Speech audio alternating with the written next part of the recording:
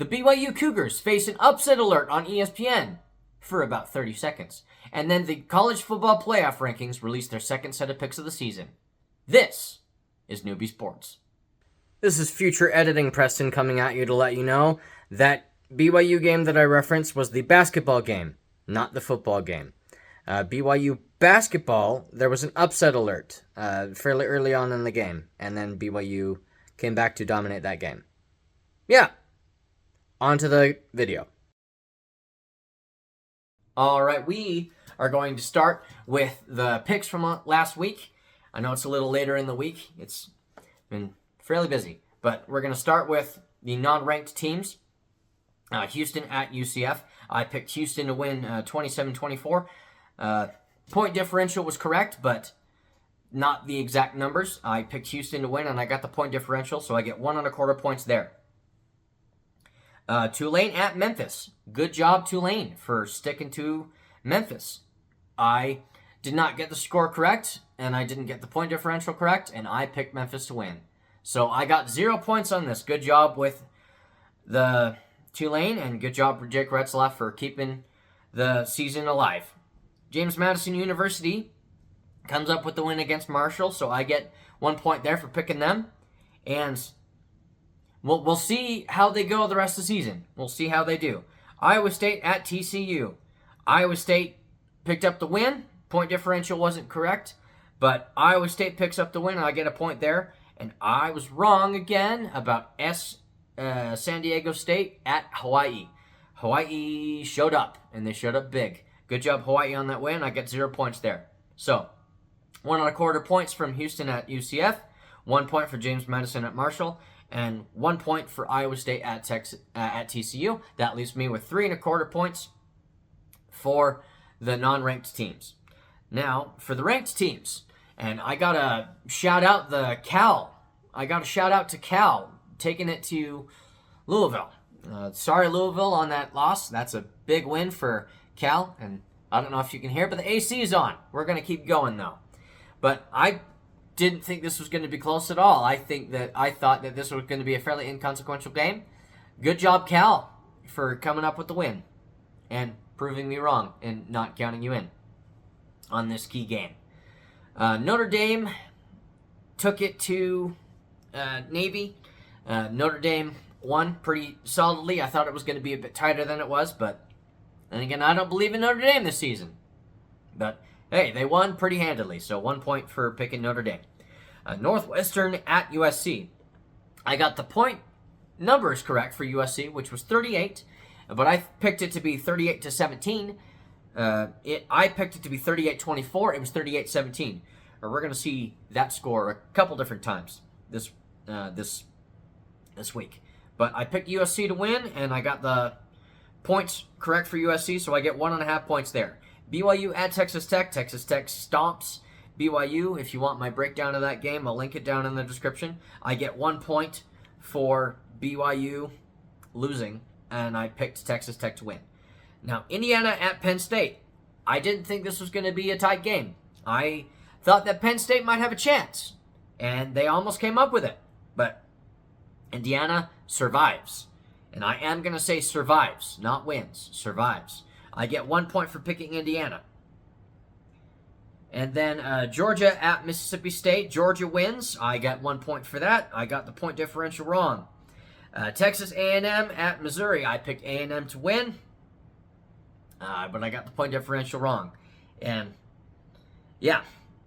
38-7 comes up once again. 38-17. That was a very interesting number this week. Oregon at Iowa. I thought this was going to be a close game, and I think Oregon was going to need to win it with a field goal, and I was right. But they didn't win by 3, they won by 2. So they were down by 1 when they kicked that field goal. Good job for Oregon coming up with I know it's miserable playing in bad weather, but good job picking up that win. I got another point. So Auburn at Vanderbilt. Once again, another game that I did not think that it was going to be as tight as it was. It was a pretty big shootout, but Vanderbilt comes out on top. I get a point for that. Wake Forest at Virginia. Oh, Virginia. Sorry, guys. I picked you to win. I don't get points there. And you got to win out in order to have a shot, but you might be done. LSU at Alabama. Alabama wins. And I got the point differential wrong. It was 20-9. That's a defensive slog right there. But yeah, I get 1 point for that. That leaves me with 9.5 points for the ranked teams, and then 3.25 points for the non-ranked teams, which leaves me this week at 12.75 points. We'll see how I do the rest of the season. How did you guys do? Leave a comment down below about if you picked better than I did this week, and if I'm missing anything with any of these games, please let me know. We're going to go on to the college football playoff rankings, and I got bones to pick. Thinking about it, Cincinnati should have been in last week, and then there should have been a group of 5 representative in last week too. I don't know if USF is the team to represent the group of 5. I think they have a few pretty key games coming up, and I don't know if they're going to win their conference. But we'll see how it goes. There should have been a group of 5 representative, and there should have been Cincinnati. Tennessee should not be there. Tennessee's done. Tennessee's probably going to lose 1 or 2 more games. They're done. I am not convinced of that. And I can't disagree with the amount of negative movement on these. Iowa fought really hard in that game, and I think moving them down only 1 spot is fitting. And then 5 spots for Louisville, Virginia, and BYU. I can't disagree. How do you move them down any further, any fewer?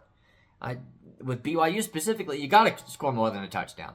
If you're wanting to be a college football playoff contender, you can't just score a touchdown no matter where you're playing. That was sad. But yeah, next bone to pick. Miami should be ranked lower than Louisville. Miami lost to Louisville. They have the same record.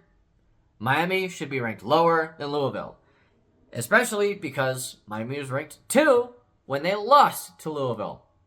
The second-ranked team doesn't lose in situations like that. The real, deserve to be ranked above them team doesn't lose in a situation like that. And it was at Miami, by the way. So Miami should be ranked lower than Louisville. Not on top of them. Vanderbilt moving up a little bit makes sense. They played a really tight game against a not-so-great Auburn team.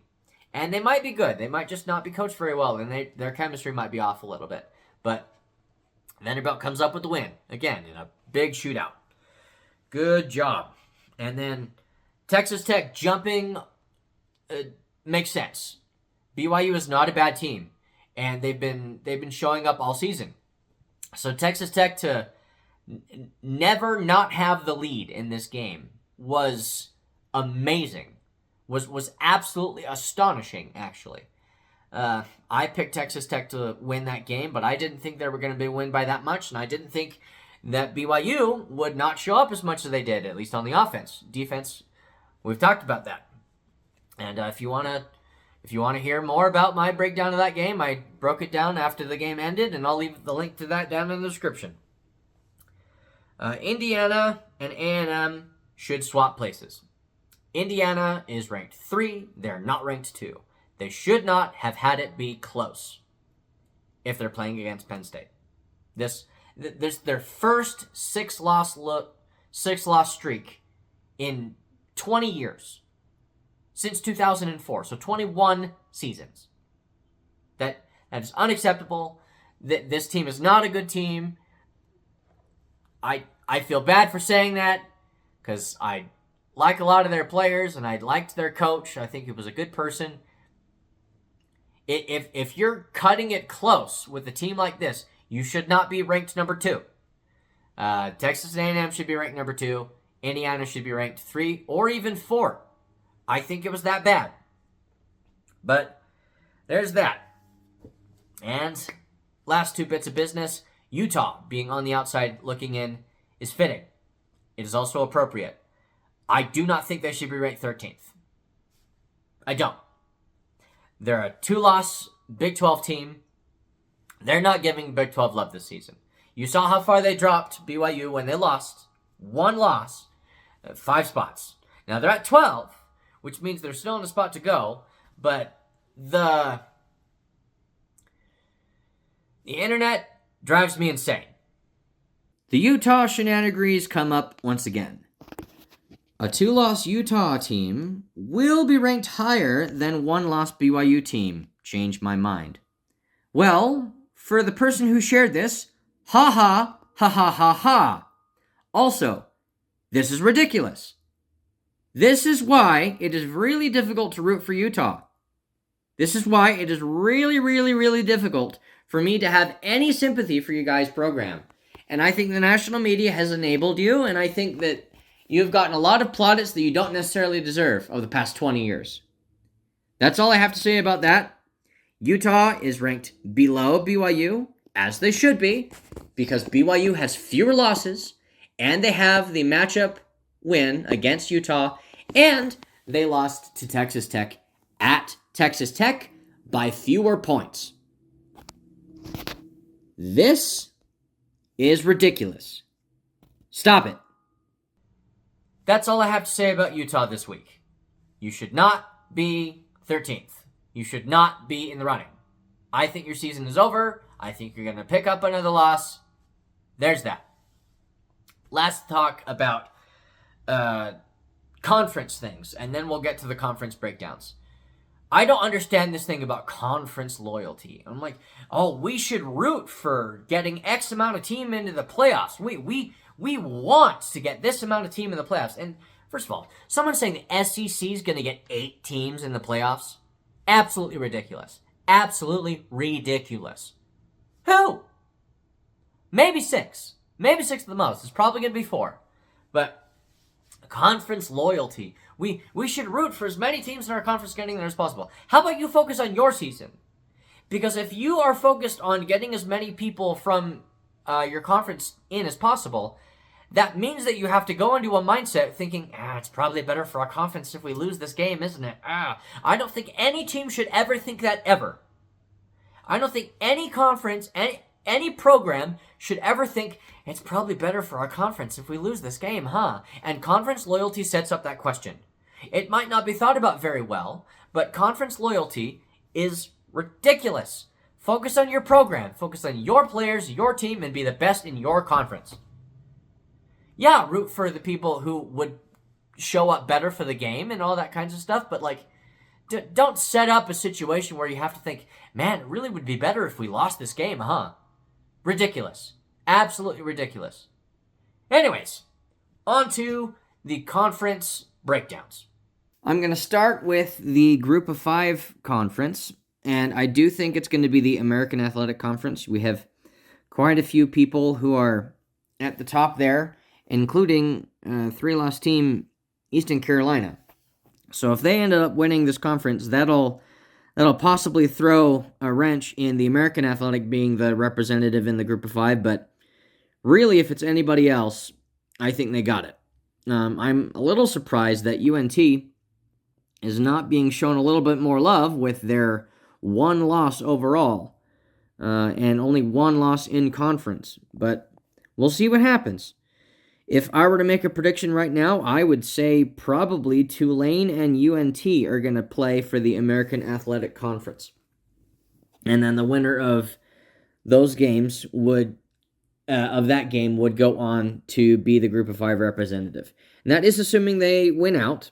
USF still has a pretty good shot. The playoff rankings are loving them right now at 24, as much as love as they give Group of 5 representatives at this stage in the game. But there's some games coming up that's going to shake that up. I do think the final representatives of the American Athletic Conference are going to be Tulane and UNT.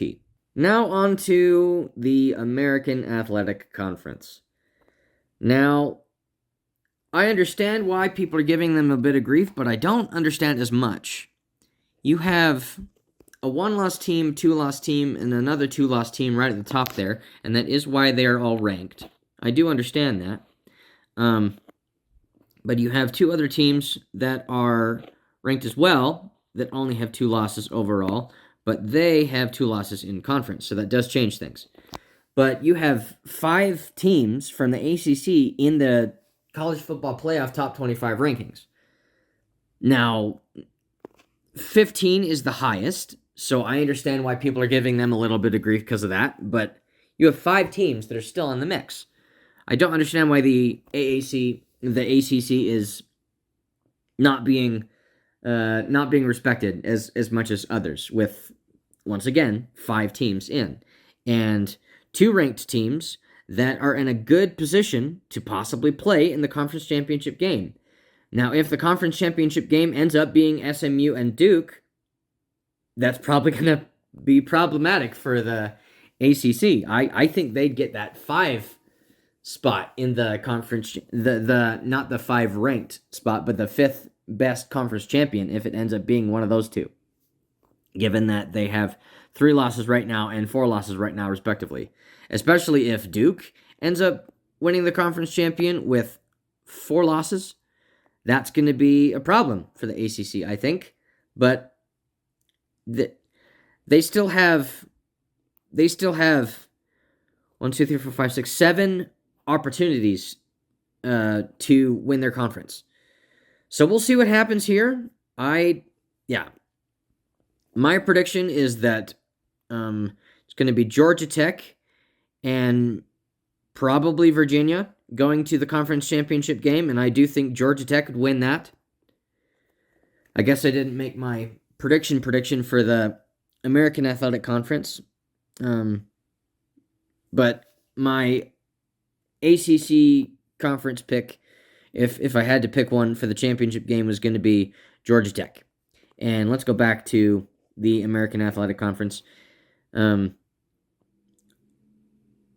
Let's say Tulane. I'm feeling good about Tulane, and I like Jake. They have overcome a lot of adversity, and I think they have the capability of doing more. So let's say Tulane wins the American Athletic Conference. On to the Big 12, and I am just going down alphabetically with this. Obviously, Texas Tech and BYU standing at the top there with only 1 loss overall, respectively, between them, and both of those are also in conference losses. Cincinnati falling behind them with 1 loss in conference and 2 losses overall. I still think the conference champions are going to be BYU and Texas Tech. The conference participants are going to be BYU and Texas Tech. I am not seeing anything that's going to generate enough movement to allow anyone below this line to participate. I think BYU beats Cincinnati. We'll go over that when that happens. I think Texas Tech wins out. I think BYU wins out. I am not convinced that Houston and Utah are going to get out the rest of the season with only 2 losses. I think there's a good chance that both of them could lose another time before the end of the season. And if Utah loses another time, they are not getting to the playoffs. I know the college football playoff rankings loves them at 13, and I am going to say love them this time because that's right on the edge. All they got to do is win out, and they have a chance to just be an at-large bid, and that comes up with a whole other set of implications. But I am going to stick to my guns, and I'm going to say that BYU and Texas Tech are going to play for the conference championship game. If I had to make a predictor right now, I do think that BYU has been able to adapt to adversity when given time. And I think that on a neutral site field with not a morning game, BYU has the chance to do much better than they did at last week's game. So I'm going to say the BYU Cougars are going to be the Big 12 conference champions, and then that would almost certainly put BYU and Texas Tech in. Really, if you're a Utah fan, that situation is the best case scenario for you, because that would probably give you the chance to get in. But if BYU does not win that, I don't think that Utah has a chance of getting a third bid. I think if BYU and Texas Tech remain at only 1 loss for the remainder of the season, and they win out the regular season, and they go to the conference championship game, I don't think they keep a 1-loss conference champion participant, a one-loss Power 4 conference participant out of the playoffs. On to the Big Ten. Now, Ohio State is ranked number 1, and Iowa State is ranked number 2, only because Iowa State has played one more Big Ten game than Ohio State. If I'm being honest, I do think that it's going to be pretty clear that Ohio State and Iowa State and Iowa is, my goodness, Indiana. That's not Iowa. This is Iowa. Goodness. Please feel free to roast me in the comments. But I do think that Indiana and Ohio State are going to be competing for the Big Ten championship game. I have not seen enough to convince me that Indiana is going to be able to overcome OSU. We'll see what happens in the next couple weeks. But I think the Ohio State University Buckeyes are going to be your Big Ten championship participants. And yeah, I think that we get quite a few Big Ten teams in this year. And now we come to the SEC. Now the SEC is a little bit convoluted. We have 6-0 on top, Texas A&M and Alabama. That's why they're 3-4 respectively. And Alabama is only ranked 4th because they have one loss. I do think that if they've gone undefeated, they would absolutely be in that 3 spot. They probably would be at the 2 or 1 spot if they were undefeated, if I'm being honest. There's a lot of talk about... I just go back to the people thinking that you're going to get 8 teams in the playoffs. Well, let's count. 1, 2, 3, 4, 5, 6, 7, 8. Tennessee's not getting to the playoffs. 6-3 Tennessee is not getting to the playoffs. 7-2 Oklahoma, I don't think is winning this weekend, much less staying at 2 losses. I think they're done. I think Texas is going to pick up their 3rd win pretty quick, too. So, I think the best the SEC can hope for is 6. I think 4 is more likely. But conference champion participants... Oh, I don't have their schedule right in front of me, and I don't want to flip out of this page. But I'm going to make a guess that it's going to be Texas A&M and Alabama playing for that conference championship bid. And it's hard to pick anybody other than Alabama coming up the SEC champion this season. They have bounced back from that Florida State loss, and yeah, I don't see anyone beating them the rest of the regular season, and therefore I think that they got enough momentum to win the SEC championship game. But yeah, there are the conference breakdowns for this upcoming week, as well as my predictions going forward. Well, that's all I have to say about that, and this has been Newbie Sports.